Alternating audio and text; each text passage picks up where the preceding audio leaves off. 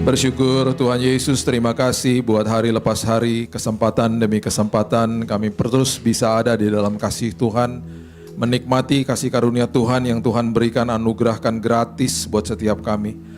Karena begitu besar kasih Tuhan sama kami Tuhan, sebelum kami lahir pun Engkau sudah menyerahkan nyawamu untuk kami. Memberikan hidupmu bahkan menghapus dosa, bahkan menghapus hukuman dosa bagi setiap manusia yang mau percaya kepada Engkau. Itu sebabnya kembali hari ini kami hargai setiap hari, kami hargai setiap kesempatan, kami hargai setiap waktu Tuhan. Ketika kami datang bersama-sama menyembah Raja segala Raja, nama segala nama. Itu sebabnya kembali Tuhan, hati kami mau selalu kami Tuhan, kami mau mengatakan kepada jiwa kami sama seperti Daud.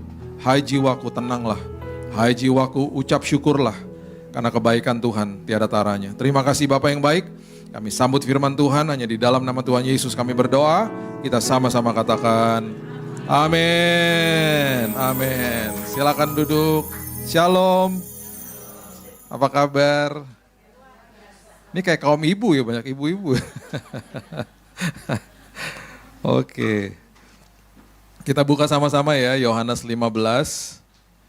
Saya akhir-akhir ini banyak sekali diberkati dengan Yohanes 15 karena ini merupakan sebuah prinsip yang luar biasa. Mudah-mudahan kita bisa bahas sebanyak-banyaknya lah ya. Coba ya, kita lihat dulu ya. Yohanes 15 ayat 1. Saya bacakan satu-satu supaya Bapak Ibu mengerti. Karena seringkali kalau kita nggak paham, kita hanya mikirnya begini. Oh iya, dia pokok anggur, saya ranting. Dan saya melekat kepada dia, tinggal dalam kasihnya, berbuah, gitu-gitu aja. Kita ngertinya hanya akhirnya yang kulit-kulitnya. Kita akhirnya tidak melakukan secara aplikatif dalam hidup ini, dan itu yang bahaya justru. Oke, akulah pokok anggur yang benar dan Bapakkulah pengusahanya. Setiap ranting padaku yang tidak berbuah, dipotongnya, dan setiap ranting yang berbuah dibersihkannya supaya ia lebih banyak berbuah. Ini kita baca ayat 2 aja, kalau kita nggak ngerti artinya, kita akan berpikir, waduh, saya mau dipotong nih. Saya akan dihukum nih sama Tuhan, saya akan dihakimi nih sama Tuhan, dan seterusnya dan seterusnya.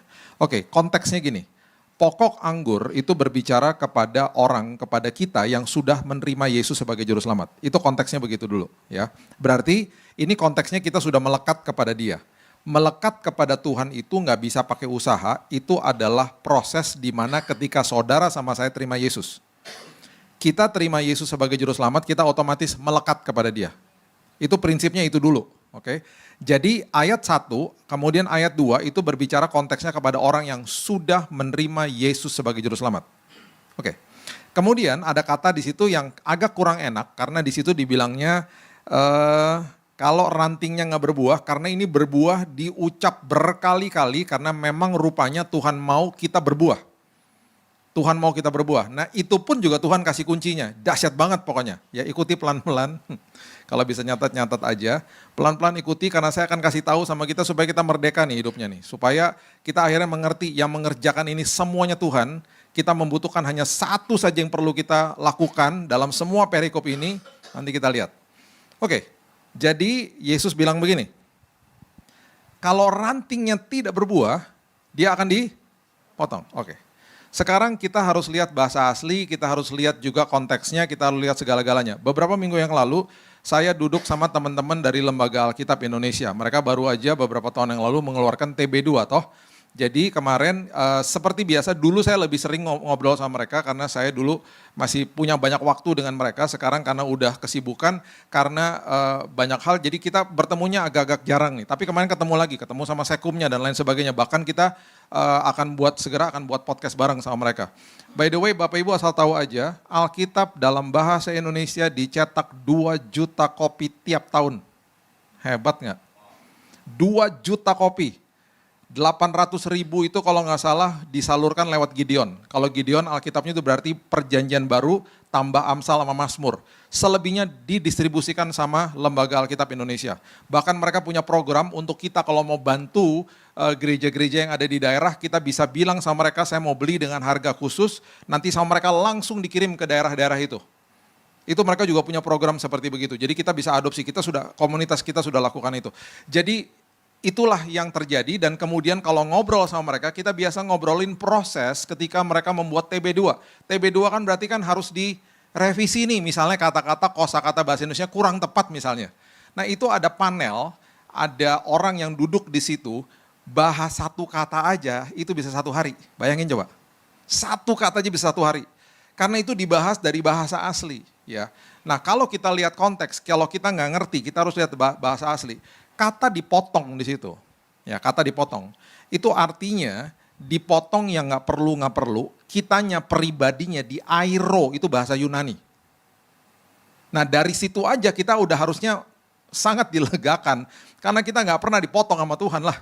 Oh hidupmu nggak berbuah, oh hidupmu nggak taat, gua potong aja sana lagi. Nggak ada, Tuhan nggak pernah begitu. Jadi arti kata dipotong adalah di airo, diangkat sama dia. Kenapa sih konteksnya seperti begitu? Kita juga harus lihat konteks keseluruhan Alkitab, karena Alkitab itu tidak ditulis sembarangan. Semua yang terjadi ada konteksnya, ada bayangan, metafor, dan ada pelajarannya. Bahkan dari perjanjian lama pun, itu semua kitab ada kisah tentang Yesus. Kalau kita baca dengan teliti, ada bayangan tentang Yesus. Ini contoh sederhana deh. Yesus itu bahasa aslinya Yesua toh dibilangnya kan. Di dalam Alkitab perjanjian lama ada 2 Yosua. Oke, Yosua ini arti katanya juga Yesua sebenarnya. Yosua yang pertama memimpin bangsa Israel ke tanah perjanjian.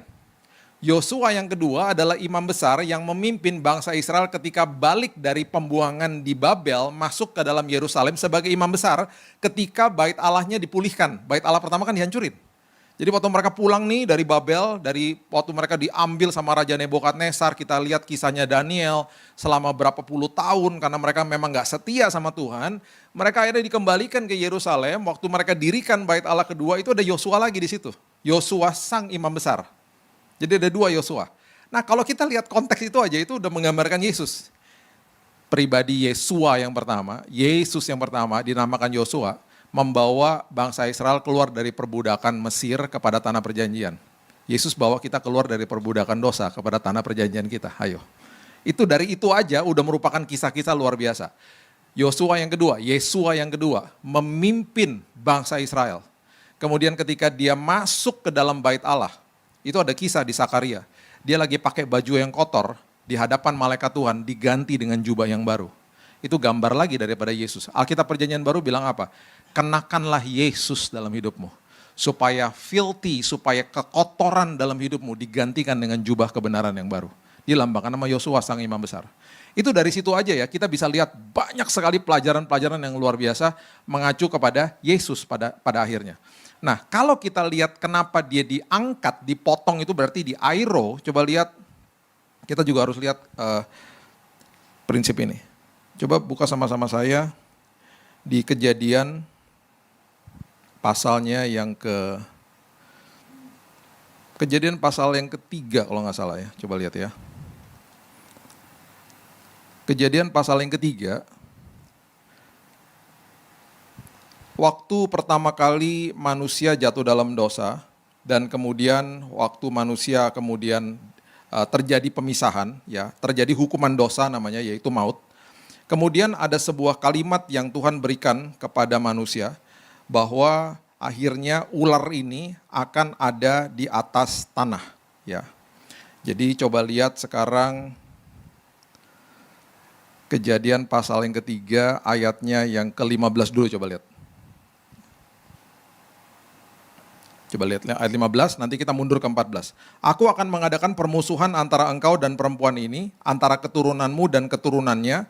Keturunannya akan meremukkan kepalamu dan engkau akan meremukkan tumitnya. Itu adalah gambaran ketika nanti Yesus datang dan kemudian melumatkan si iblis. Betul ya? Itu adalah gambaran itu sebenarnya. Ini pertama kali nubuatan tentang Yesus itu lahir di ayat ini sebenarnya. Nah kalau Bapak Ibu lihat ayat 14, apa yang terjadi sama si iblis? Lihat ini yang terjadi, ayat 14. Lalu berfirmanlah Tuhan Allah kepada ular itu, lambang daripada iblis, karena engkau berbuat demikian, terkutuklah engkau di antara segala ternak dan di antara segala binatang hutan, dengan perutmu lah engkau akan apa? Menjalar, dan apa? Debu tanahlah akan kau makan seumur. Oke, debu tanah itu lambang daripada pergerakan iblis ada di situ. kebohongan dan lain sebagainya ada di situ. Ketika sebuah ranting tidak berbuah karena dia ada di bawah, itu di aero artinya diangkat sama Tuhan supaya kamu jangan gaulnya itu di bawah gitu loh. Di debu, karena itu adalah kebohongan iblis terjadi di sana. Aku angkat engkau, aku aero engkau, aku bersihkan, aku disiplin hidupmu yang gak penting, itu arti dipotongnya. Bukan dipotong kepribadiannya, di aero sama Tuhan supaya kita berbuah. Itu maksudnya. Jadi itu ada kaitannya semuanya, itu ada bahasa Yunaninya yang artinya itu sebenarnya. Oke, sekarang kita teruskan ya, ayatnya yang ketiga. Kalau kita udah ngerti itu, kita udah lega di situ ya, kita udah mengerti. Oke, kalau saya tidak berbuah berarti memang saya harus diangkat sama dia untuk makin sadar saya tidak ada di bawah supaya nggak bisa dibohongin sama iblis. Oke, ayat 3, kamu memang sudah bersih tuh. Ini berbicara tentang orang yang sudah percaya. Kamu tuh udah bersih, karena apa? Aku udah bersihkan kamu, bukan kuat dan gagah kita. Kita dibersihkan karena terima dia sebagai juru selamat, kita dibersihkan dari dosa karena firman yang telah kukatakan kepadamu. Nah ini dia nih, ini tugas kita dimulai dari sini. Dan ini tugasnya sangat indah sebenarnya. Karena Alkitab tidak pernah memakai kata usaha di dalam Tuhan. Ayat 4, pertama kali rahasia kebenaran daripada kehidupan yang berbuah dimulai dengan kalimat ini. Tinggallah di dalam aku. Ini bagi saya, waktu saya baca ini, dan saya ngerti artinya, saya nggak pernah lupa di momen itu, di 2 tahun lalu, saya nangis di kamar saya. Arti kata tinggal itu adalah meno. Arti kata meno kalau digambarkan di sebuah artian visual, itu seorang bapak lagi megang pundak anaknya, dia bilang gini, tunggu, jangan, udah, dia berusaha membuktikan nih dirinya, tapi aku mau begini, nanti aku gini, aku janji papa, aku janji, aku nggak mau gini lagi. Tenang. Sebelum kamu ngomong apa-apa, kamu harus sadar, saya sayang banget sama kamu. Apapun kesalahan yang barusan kamu buat, kamu tetap anak saya. Itu arti kata meno. Itu arti kata tinggallah di dalam aku. Dan kata tinggal di dalam aku dan kata berbuah diucapkan di Yohanes 15 berkali-kali. Karena banyak pemikiran orang Kristen, saya berbuah berarti saya harus pakai usaha saya. Kita pakai usaha kita makin kebingungan, kita makin stres. Oke, kita lanjutin dulu. Tinggallah di dalam aku dan aku di dalam kamu, sama seperti ranting tidak dapat berbuah dari dirinya sendiri. Nggak bisa berbuah dari dirinya sendiri. Kita nggak bisa berbuah dengan usaha kita sendiri, nggak bisa. Kalau ia tidak tinggal pada pokok anggur, demikian juga kamu tidak berbuah jikalau kamu tidak tinggal di dalam aku. Diulang-ulang. Tinggal di dalam aku, berbuah. Tinggal di dalam aku, berbuah. Kemudian dikasih tahu begini, akulah pokok anggur, kamulah ranting-rantingnya, barang siapa tinggal di dalam aku dan aku di dalam dia, ia berbuah banyak sebab di luar aku kamu tidak dapat berbuat apa-apa. Diulang lagi sama Yesus. Yesus loh ini yang ngomong berulang-ulang. Nah, ayat yang kelima itu berbicara tentang orang yang menolak Yesus sebagai juru selamat. Harus bisa bedakan. Yang tadi kita baca itu adalah kita, kehidupan kita yang sudah terima Yesus. Ayat 5 itu berbicara bagi orang yang menolak Yesus. Makanya berbunyi begini. Dikatakan begini. Barang siapa, ayat 6 maksud saya, barang siapa tidak tinggal di dalam aku, tidak tinggal itu maksudnya menolak aku, ia dibuang keluar seperti ranting dan menjadi kering, kemudian dikumpulkan orang dan dicampakkan ke dalam api lalu dibakar. Jadi orang yang tidak tinggal di dalam dia itu adalah orang yang memang menolak dia. Jadi jangan pernah berpikir sebagai orang Kristen ketika kita tidak taat misalnya, oh saya akan dicampakkan ke dalam api neraka. Enggak gitu, jangan baperan deh, please. Kita ini sudah menerima Kristus sebagai juru selamat, tidak pernah sedetik pun dia tinggalkan kita, udah pasti kita buat salah. Udah pasti setiap hari tanpa sadar atau tidak sadar ada dosa. Tapi itu tidak pernah mempengaruhi posisimu di hadapan Tuhan sebagai anak, ahli waris, dan orang yang punya hak penuh atas janji Tuhan. Kecuali kita ninggalin dia. Kita bilang ini dengan sadar, saya tidak lagi mau percaya sama dia, saya mau meninggalkan Tuhan dengan kesadaran saya, itu arti kita mendukakan Roh Kudus. Itu paham ya maksudnya ya. Tapi orang Kristen tetap aja ada kesalahannya. Nah, jatuh ke dalam dosa sama hidup di dalam dosa itu juga beda. Orang jatuh ke dalam dosa bukan berarti dia hidup dalam dosa. Kalau orang Kristen dibilang, dia udah terima Yesus loh padahal. Terus dia hidup dalam dosa, berarti dia belum terima Yesus lah. Kita balik aja. Orang yang sudah terima Yesus nggak mau hidup dalam dosa. Apakah dia bisa jatuh ke dalam dosa? Jelas. Tapi dia akan menolak hidup di dalam dosa karena dia sudah terima Yesus di dalam sini. Jadi kalau ada orang bilang, oh orang Kristen kok hidupnya dalam dosa? Dia belum pernah terima Yesus. Dia cuman asal-asal aja, dia cuman asal ke gereja aja. Dia gak pernah nerima kasih karunia Tuhan, dia gak pernah terima kebaikan Tuhan, dia gak ngerti siapa Yesus dalam hidupnya. Makanya hidupnya seperti begitu, kita balik aja. Jadi jangan dipertanyakan itunya. Karena orang yang tinggal di dalam Kristus Yesus pasti berbuah. Gak mungkin enggak. Gak mungkin enggak. Udah dikasih tahu kok di ayat ini. Nah, ayat yang ke-6 itu berbicara bagi orang yang menolak Kristus. Ayat 7 mengatakan, jikalau kamu tinggal di dalam aku dan firmanku tinggal di dalam kamu. Nah ini juga, ini sering dimutilasi nih. Mintalah apa saja yang kamu kehendaki, kamu akan menerimanya. Kita mutilasi ayat ini, kita sembarangan minta-minta sama Tuhan, terus kita nggak dapat, kita kecewa sama Tuhan. Orang yang minta apa saja dan dikasih, itu berarti orang itu sudah sejalan sama firman Tuhan. Dia sudah tahu isi hati Tuhan, rencana Tuhan apa yang dia mau dalam kehidupan kita yang kita lakukan. Kemudian ketika dia ya meminta sesuatu kepada Tuhan ya, Tuhan gak kasih sesuai sama keinginan dia. Orang seperti begini akan ngomong gini, apapun pemberian Tuhan dalam hidup saya, walaupun saya tidak suka jawabannya hari ini, tidak sesuai sama apa yang saya inginkan, daging saya inginkan, tapi saya tetap mengucap syukur karena pemberian ini pasti bawa kebaikan buat saya. Dia tidak akan komplain karena dia tahu Tuhan menjawab kebutuhannya dia, bukan keinginannya dia. Terkadang keinginan dikasih, dan seringkali keinginan tidak dikasih. Yang dijawab adalah kebutuhan. Kebutuhan itu seringkali kita nggak sadar.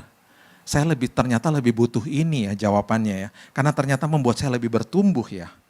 Teman saya hari ini, salah satu teman baik saya, lagi bangkrut kali 30 kali. Krut abis sudah. Kemarin kulkasnya rusak aja dia nggak bisa betulin. Habis sudah, habis-habisan, nol. Below zero malah. Dari seorang bisnismen yang sangat berhasil. Kemarin saya ngobrol sama dia. Setelah dia ngelewatin musim-musim yang sangat sulit dalam hidupnya. Tahu nggak dia bilang apa? Saya tidak pernah menemukan diri saya berdoa seperti saya berdoa hari ini. Jadi saya ngucap syukur, Tuhan izinkan ini terjadi. Karena rupanya ujungnya bawa kebaikan buat saya. Saya nggak pernah antar anak saya. Dan di mobil sebelum dia keluar dari mobil, kami berdoa dan berdoanya itu seperti kadang-kadang dalam kondisi yang sangat indah sampai-sampai dia nangis. Itu nggak pernah kayak begitu. Saya menemukan diri saya seperti itu. Orang yang tinggal di dalam Tuhan pasti berbuah. Pasti berbuah. Dalam hal inilah ayat 8, Bapakku dipermuliakan, yaitu kamu berbuah, bukan sekedar berbuah, berbuahnya banyak. Oke? Dan dengan demikian kamu adalah murid-muridku. Oke. Ayat 9, saya akan bahas sampai ayat 12 saja ya. Ayat 9 sampai 12, ini makin padat, makin luar biasa. Dan makin membawa kunci kehidupan kalau bagi saya. Oke. Saya bacain pelan-pelan, Bapak Ibu ikutin alurnya pelan-pelan, kita akan mengerti prinsip berbuah di sini. Seperti Bapak ayat 9, telah mengasihi aku, demikian juga aku telah mengasihi kamu. Ini kalimat-kalimatnya penting ya, telah mengasihi kamu. Tinggallah di dalam kasihku. Dia udah kasih loh kasihnya, kita nggak usah berusaha minta kasihnya, dia udah kasihnya sama kita, dia udah mati buat kita sebelum kita lahir. Kita terima, namanya juga menerima Yesus sebagai juru selamat. Ya, kemudian kita sudah setelah dia terima dia, kita sekarang tinggal dalam kasihnya. Oke, itu bahasa terlalu teologis lah, tinggal dalam kasihnya. Aplikasinya gimana? Ini aplikasi kalau saya bisa gambarkan dalam kehidupan sehari-hari. Setiap pagi kalau saya bangun pagi itu saya ngomong gini, ini arti tinggal dalam kasihnya. Tuhan Yesus, terima kasih ya Tuhan, bahwa kasih-Mu buat dirinya saya Billy Lantang ini tidak pernah gagal dan kasih-Mu tanpa kondisi buat saya. Tuhan Yesus terima kasih ya tidak pernah sedetik pun Engkau tinggalkan diriku. Walaupun kadang-kadang aku ngerasa kosong, ngerasa hambar misalnya, atau ngerasa bosen sama hidup ini, misalnya kayak gitu. Tapi makasih ya Tuhan kalau perasaanku mengatakan begitu, tetapi kenyataannya kok gak pernah ninggalin aku. Tuhan terima kasih ya walaupun aku buat salah kemarin, Engkau tidak pernah sedetik pun ninggalin aku. Bahkan murka sama aku, enggak. Terima kasih ya Tuhan buat disiplinmu, bukan penghukumanmu. Tuhan terima kasih ya Tuhan bahwa sampai kapanpun keselamatan yang kau berikan kepada aku itu dijamin aku menerima keselamatan itu selamanya. Itu arti tinggal dalam kasihnya. Sadar bahwa dia sayang banget sama kita. That's it, itu yang perlu kita lakukan tiap hari. Oke? Kemudian dia katakan begini, jikalau kamu menuruti perintahku, sampai-sampai tinggal dalam kasihnya dijadikan perintah. Saking dia tahu susah banget nih orang Kristen untuk terima kasihnya dia. Karena bagi banyak orang Kristen ini kado terlalu indah, mungkin bukan buat saya kali ya, buat orang sebelah. Atau ini terlalu indah, nggak mungkin lah buat saya nggak layak terimanya. Itu kasih karunia makanya. Seringkali orang rasa tidak layak. Makanya dikatakan jikalau kamu menuruti perintahku ini, kamu akan tinggal dalam kasihku.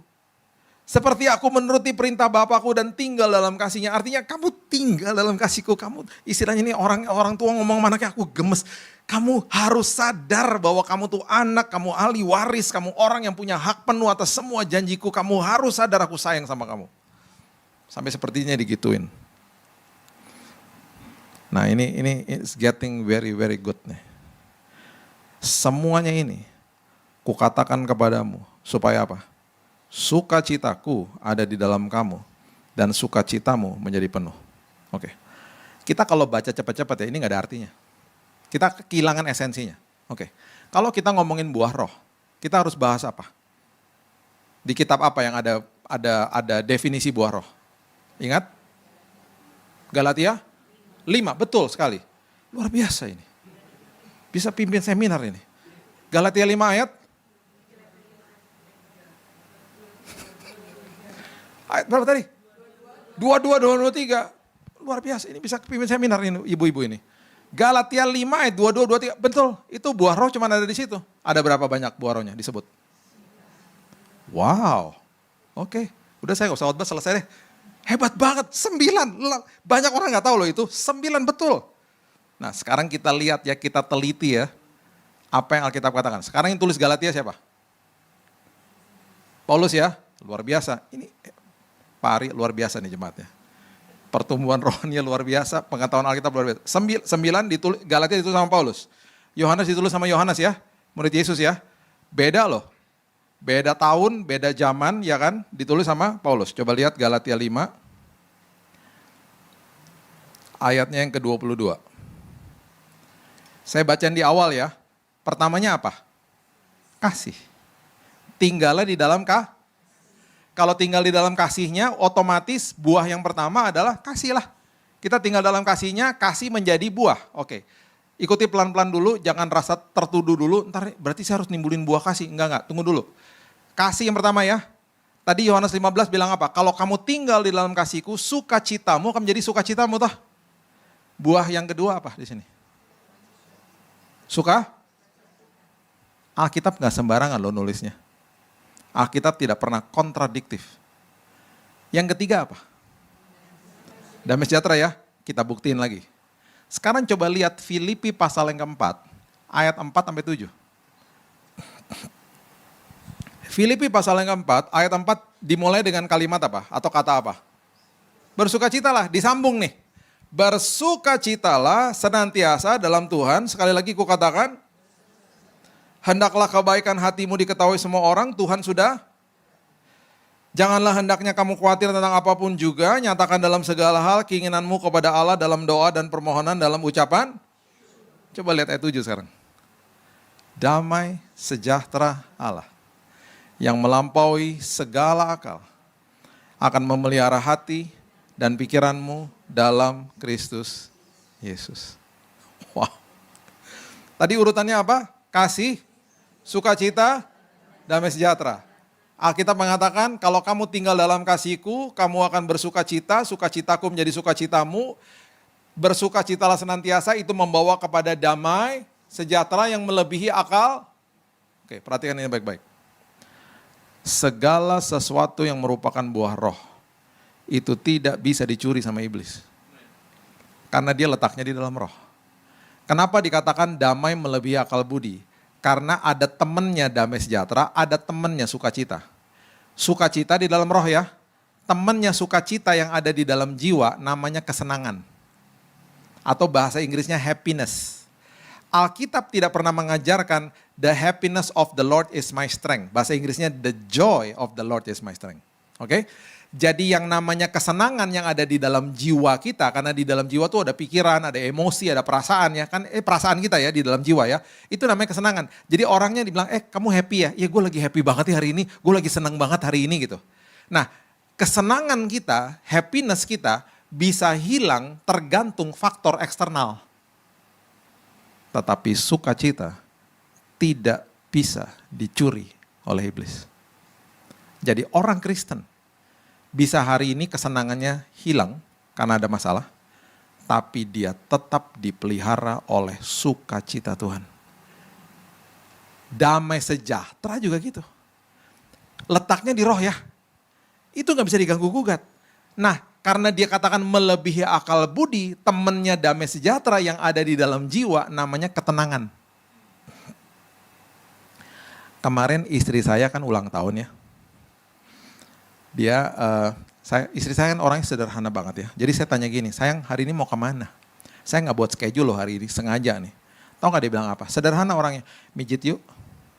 Dia cuma pengen mijit aja. Dia seneng banget dipijit, udah gitu abis itu kita ngopi-ngopi, that's it. Gak ada apa-apa yang lain.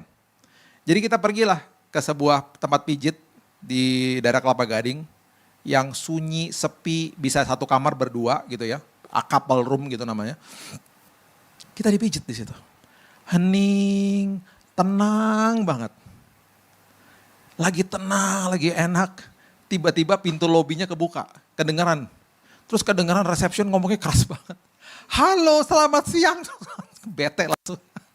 Ini kenapa sih kamarnya deket banget sama lobinya gitu. Terus saya baru nyadar, iya ya, ketenangan kita bisa terusik kapan saja.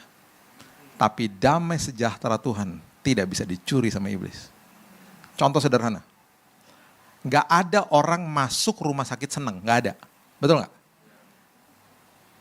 Guys, gue masuk rumah sakit guys. Gue seneng banget. Lu bawa martabak kesini ya, kita hangout di sini ya. Aduh gue seneng banget loh gue masuk rumah sakit. Gak ada orang ngomong begitu. Gak ada dokter datang kepada pasien bilang, Bapak, aduh puji Tuhan ya Bapak udah bisa pulang, besok Bapak udah sembuh. Terus dia ngomong gini, please lah dok, aku seneng banget di sini, boleh gak seminggu lagi? Mana ada orang kayak begitu? Orang pasti gak seneng di rumah sakit, betul gak? Orang pasti gak tenang di rumah sakit. Saya di lantai 8 waktu saya lagi di kemo, itu orang mati. Saya udah pernah cerita lah di sini, orang mati tiap hari. Tenang gak? Ya enggak dong. Senang ya enggak, ya tenang juga enggak. Tapi siapa yang menikmati buah? Orang lain biasanya. Orang masuk ke dalam kamar, selalu ngomong gini, kok lo udah damai sih? Kok lo suka cita, kok suka senyum-senyum sih Bill? Lo lagi menikmati buahnya. Oke, sekarang pertanyaan berikutnya. Yang numbuhin buahnya siapa? Kan tugas kita cuma satu saya bilang tadi, cuma tinggal dalam kasihnya. Bukan tugas kita numbuhin buahnya. Oke, Alkitab udah kasih kuncinya. 2 Korintus 9 ayat 10, coba lihat. 2 Korintus 9 ayat 10. Ia yang menyediakan benih bagi penabur, roti untuk dimakan, ia juga yang menyediakan benih bagi kamu, melipat gandakannya dan menumbuhkan apa? Jadi yang menumbuhkan buah-buah kebenaran siapa? Yesus, bukan kita.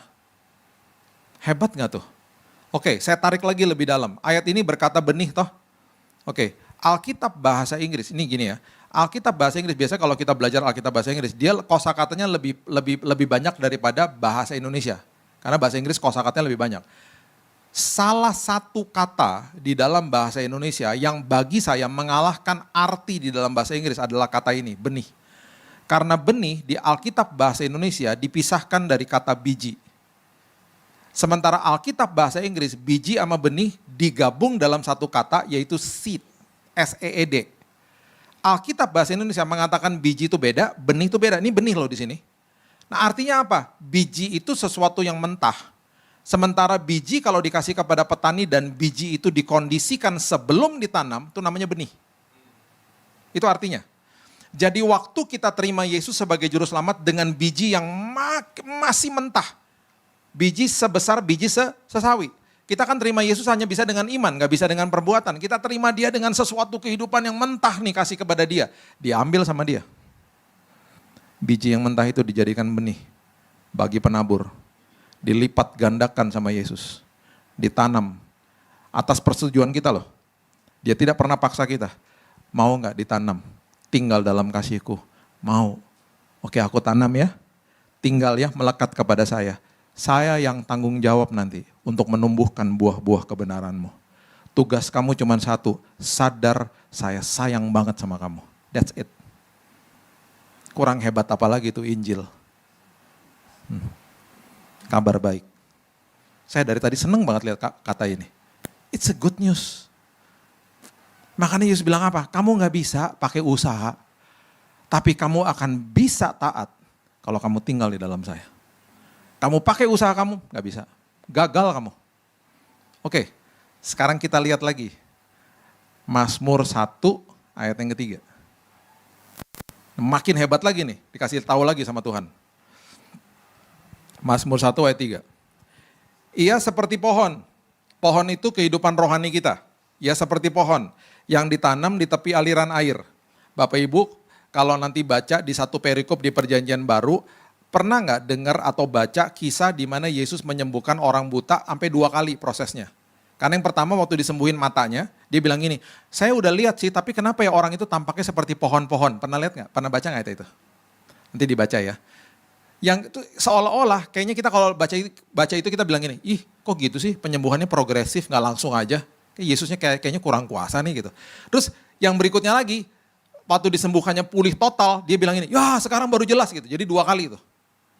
Artinya adalah, kalau kita lihat bahasa aslinya adalah amblepo itu ya, saya nggak punya waktu untuk bahas itu. Itu artinya gini, yang pertama yang dibukakan adalah mata rohani. Karena pohon adalah lambang kehidupan rohani. Ia seperti pohon ditanam di tepi aliran air. Nah, mata yang kedua yang dibukakan adalah mata jasmani. Jadi artinya adalah, percuma mata jasmani bisa lihat, kalau mata rohani nggak bisa lihat kebaikan Tuhan. Maksudnya itu. Jadi urutannya itu mata rohani harus beres dulu di dalam. Itu urutan kesembuhannya dia, itu dahsyat lah, itu cerita itu sendiri dahsyat. Nah itu sebabnya pohon itu digambarkan seperti kehidupan rohani manusia. Ia seperti pohon ditanam di tepi aliran. Nah coba lihat kalimat yang berikut ini. Menghasilkan buahnya pada, wow. Di musim saya nih, butuh sukacita. Tuhan timbulin buahnya. Di musim saya butuh damai sejahtera di rumah sakit. Tuhan yang timbulin. Buah dinikmati sama orang lain kan. Terus waktu orang datang lihat itu dan menikmati itu, saya cuma bilang begini. Terus mereka tanya, kok bisa sih Bil? Saya bilang gini, kan cuma tinggal dalam kasihnya aja. Yang penting gue sadar dia sayang banget sama gue. Ini penyakit bukan dari dia, ini hanya sebuah ujian dan gue percaya gue keluar dari sini berkemenangan. Oh iya, that's it. Oke. Kita udah paham yang menumbuhkan buahnya Tuhan, dia kasihnya padamu musimnya. Oke, sekarang kita baca ayat terakhir di Yohanes 15 tadi. Ayatnya yang ke-12. Dari tadi nih kita baca semua satu-satu, itu semuanya hubungan vertikal kita sama Tuhan toh. Itu semua hubungan kita sama vertikal sama Tuhan. Berarti prinsipnya hubungan vertikal, terima dari Tuhan, bukan memberi. Mana bisa memberi? Kita menerima kan, kita tinggal, kita menerima dari dia, ya kan? Ketika masuk ke dalam ayat 12 itu berbicara tentang hubungan horizontal. Hubungan horizontal, Alkitab tidak pernah ngajarin mulai dari titik menerima. Itu bahaya banget kalau kita mulai dari titik menerima. Berarti kita nuntut orang untuk memberikan kebaikan buat kita. Karena kita mulai dari titik menerima. Lo kok gitu sih, lo kok gitu sih, lo kok gitu sih, kita akan gitu terus. Alkitab tidak pernah ngajarin mulai masuk ke dalam titik horizontal dengan sesama dari titik menerima, gak pernah. Alkitab ngajarin mulainya dari titik memberi. Jadilah hamba, mendahului dalam memberi hormat. Dia bersalah sama kita papasan sama dia, kita sapa dia duluan berarti. Dengan risiko kita dibuangin muka sama dia. Kita jadi hamba, kita jadi orang yang rendah hati sama orang lain. Kita memberi terlebih dahulu kepada mereka. Gimana saya bisa memberi kalau saya nggak punya apa yang harus saya beri? Saya nggak bisa kasih yang terbaik, saya nggak bisa kasih Tuhan sama orang di sekitar saya kalau saya nggak punya kasih Tuhan. Makanya hubungan vertikalnya terima dulu. Penuh dulu di dalam sini, lama-lama ini udah otomatis ngasihnya. Ayat 12 makanya ngomong begini, inilah perintahku, yaitu supaya kamu saling masuk kepada hubungan saling mengasihi. Sama seperti aku, ada kata telah loh, telah mengasihi kamu. Nggak percaya, baca coba Yohanes 13, coba ditampilin. Yohanes 13 ayat 34. Coba lihat. Ini makin jelas lagi, sama ayatnya sebenarnya. Aku memberikan perintah baru kepada kamu, yaitu supaya kamu saling sama seperti aku telah mengasihi kamu, demikian pun kamu harus saling mengasihi. Ayo. Oke, jadi cara kita mengasihi orang bukan berdasarkan kasih dia kepada saya. Karena udah pasti banyak yang nyebelin dan pasti banyak yang melukai, betul? Jadi cara saya mengasihi orang lain berdasarkan kasih Yesus yang sudah saya terima. Caranya gimana? Kalau saya nggak tinggal dalam kasihnya. Ayo. Kalau kita nggak sadar bilang begini sama Tuhan tiap hari, Tuhan aku mau terima kasih-Mu tiap hari ya Tuhan. Aku mau sadar penuhi hidupku dengan kasih-Mu ya Tuhan. Supaya ketika aku sakit hati, disakiti sama orang. Sakit itu normal, sakit hati. Saya tidak akan kepahitan.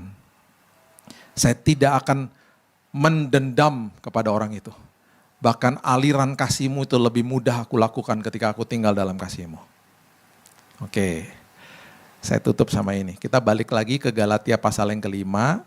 Coba sekarang lihat 6 buah yang terakhir. Coba lihat. Galatia pasal yang kelima. Ayatnya yang ke 22 dan 23. Pertama kasih, sukacita, damai sejahtera ya. Itu buat kita Bapak Ibu. Buat kita nih, buat penuhi dalam sini. Coba lihat 6 yang terakhir. Apa?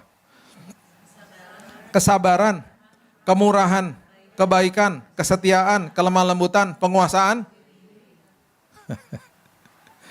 Oke. Ada yang udah ngangguk-ngangguk, udah dapat pewahyuannya. Oke, saya jelasin gini. Ketika kita tinggal di dalam kasih Tuhan, kita akan menerima buah sukacita sama damai sejahtera melengkapi diri kita dulu nih, ya. Habis itu ada hubungan horizontal nih. Masuk ke dalam hubungan saling. Kita disakiti sama tuh orang. Karena kita tinggal di dalam kasih Tuhan dan di musim itu kita perlu sabar sama dia, yang munculkan buah kesabaran adalah Tuhan bukan kita. Kan dia yang munculkan buahnya pada musimnya. Aduh, gue lagi butuh sabar nih, nyebelin banget sih ini orang. Tapi kenapa ya gue bisa sabar ya? Terus kita ngomong gini, ih kalau gue dulu nih gak mungkin nih gue kayak begini. Iyalah karena hidup lu udah berbuah. Karena lu udah terima Yesus. Karena lu udah tinggal dalam kasih-Nya. Makanya itu bukan kuat dan gagal lo. Lu bisa sabar karena itu buah roh. Di musim lu butuh sabar, lu sabar. Di musim saya butuh setia, saya setia. Di musim saya butuh berbaikan sama diri saya dan baik sama orang lain, terjadi. Di musim saya butuh lemah lembut, terjadi. Lemah lembut artinya meekness. Bahasa aslinya adalah saya bisa balas, tapi saya tidak mau balas. Itu kelemah lembutan. Dan yang terakhir adalah penguasaan diri. Kok bisa ya gue tadi sabar? Kok bisa ya gue kuasai diriku? Hidupmu sedang berbuah. Kuncinya karena engkau tinggal dalam kasih-Nya. Yang menumbuhkan buah kebenaran Tuhan bukanmu. Kok bisa terjadi di dalam musim itu? Karena Tuhan tumbuhkan di musimnya. Engkau butuh itu, Tuhan yang tumbuhkan. Setiap hari tugasmu cuma satu, sadar aja bahwa dia sayang banget sama kita dan bilang Tuhan penuhi hidupku tiap hari dengan kasih-Mu. That's it. That's it. Kabar baik. Alkitab tidak pernah ngajarin kita ikut Yesus dengan usaha kita. Terima. Makanya dia marahin Marta. Kalau kita baca dengan konteks agamawi, dia bilang gini, nih kalau saya narasikan dalam bahasa Indonesia sehari-hari ya, ngapain lu pelayanan?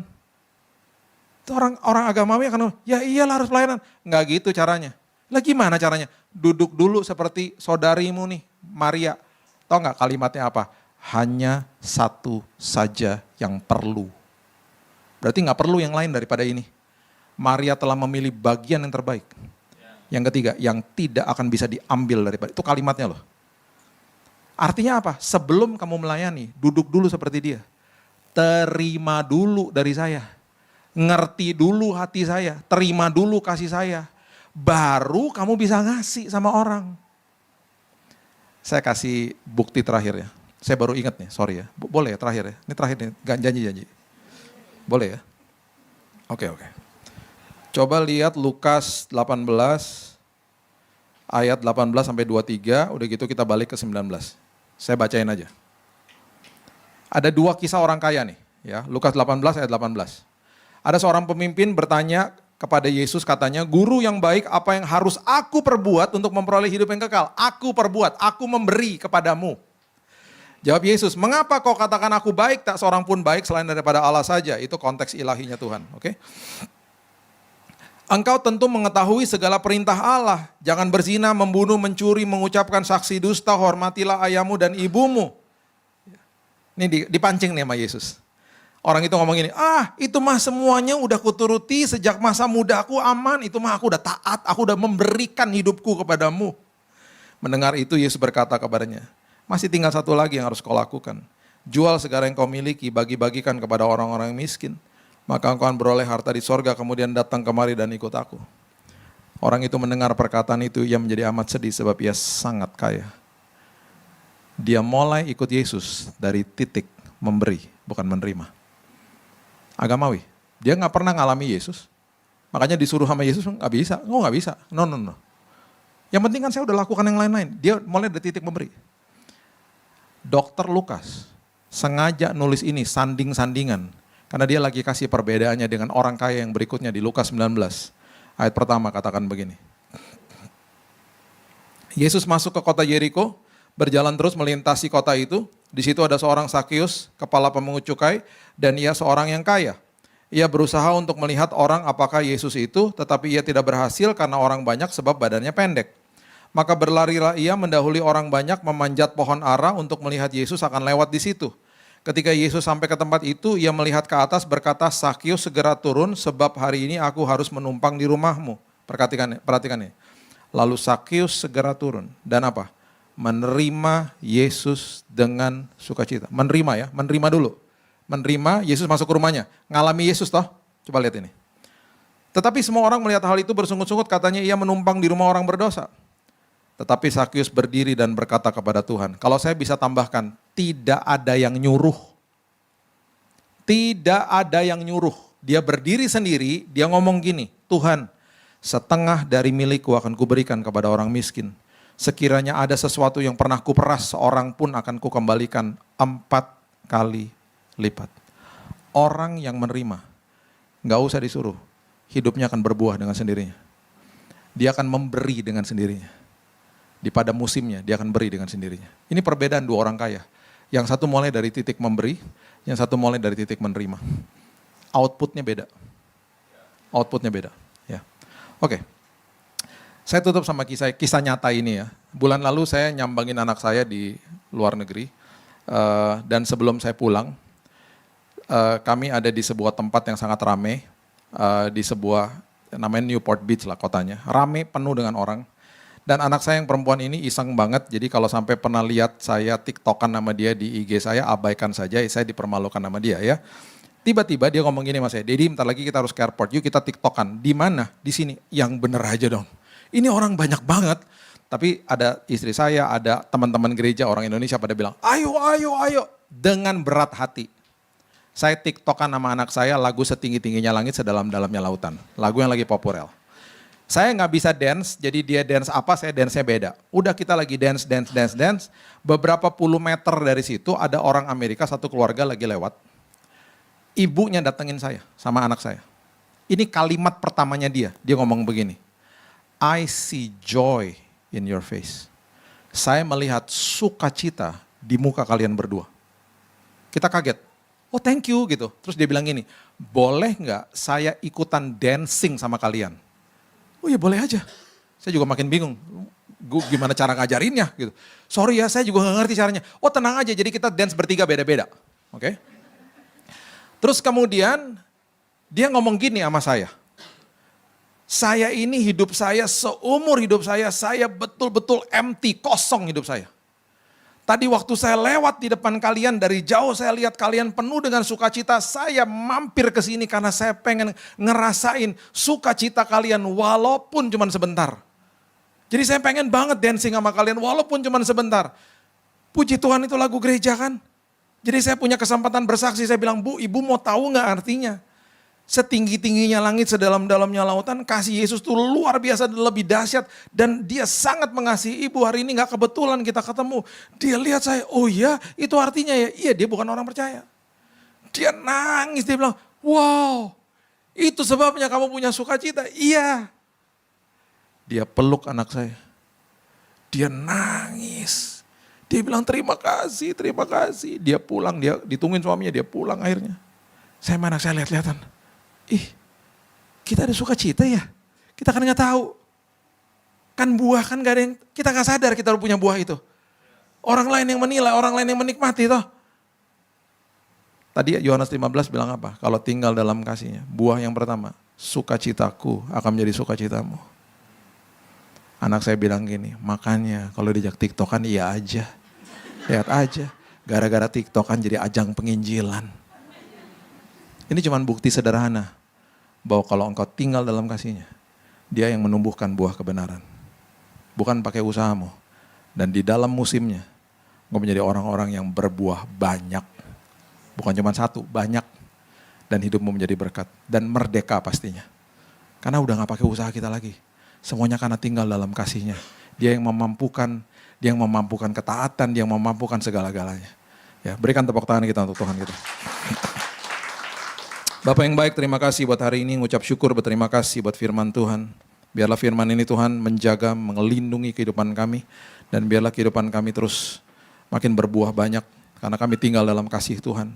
Terima kasih Bapak yang baik, kami percaya bahwa perkara besar menanti bagi anak-anak-Mu, dan apapun yang sedang kami lewati hari ini, semuanya sementara. Semua ujian itu sementara, dan itu Tuhan yang bawa kami, dan Tuhan yang menyertai kami, dan di ujung daripada ini semuanya ada perkara besar yang Tuhan sudah percayakan untuk setiap anak-anaknya. Terima kasih Bapak yang baik, meteraikan firman ini. Hanya di dalam nama Tuhan Yesus kami berdoa, kita sama-sama katakan amin.